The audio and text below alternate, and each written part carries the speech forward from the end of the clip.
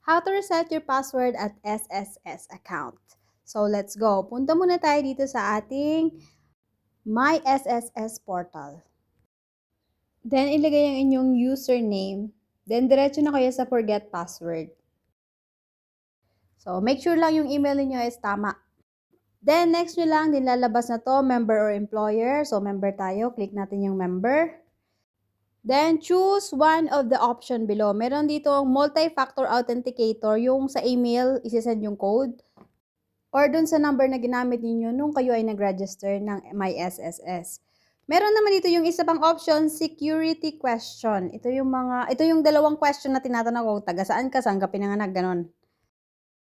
Then, pagkapili nyo guys, hingiin ulit yung inyong SSS number or CRN.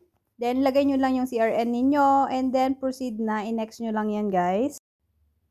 Multi-factor authenticator, choose authenticator. So, meron lang dito yung time-based one-time password. Sa app to, darating yung code. Pero hindi to gumana sa akin. Sobrang tagal talaga. Nakailang ulit ako niyan, hindi siya gumana. So, ang pinili ko na lang is yung security question. Kasi dun sa security question, mas madali, nag-proceed siya kaagad. Hindi ko na kailangan mag-intay pa ng code. Dito kasi, ang tagal na talaga, siguro naka 3 times akong try, hindi talaga siya gumagana sa akin. Dahil wala nga ang code na dumarating, nag-back na lang ako, then security question na yung pinili ko guys. Then next na, lalabas na yung security question, sasagutan nyo lang yon. Dalawang question lang yun guys. Then proceed na.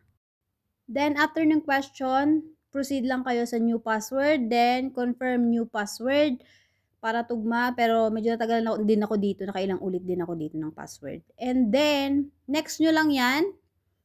Then, magtatanong na yan sa screen. Are you sure you want to reset your password? I-okay nyo lang. Then, change password. And then, pwede na kayong mag-login sa My SSS account. Gamit ang inyong So, makapag-login na kayo gamit ang inyong email at saka yung new password na ilinagay ninyo. So, tandaan na lang yung password natin para wag na tayo lagi mag-reset. So, pagka-login nyo nan, makakapasok na kayo sa inyong portal at mamamanage nyo na ulit ang inyong SSS account. So, ayun na nga guys, nakapasok na ako, na-open ko na ang aking account, and that's all. Thank you for watching guys. Don't forget to like and subscribe and press the bottom bell for my next video. See ya! Bye!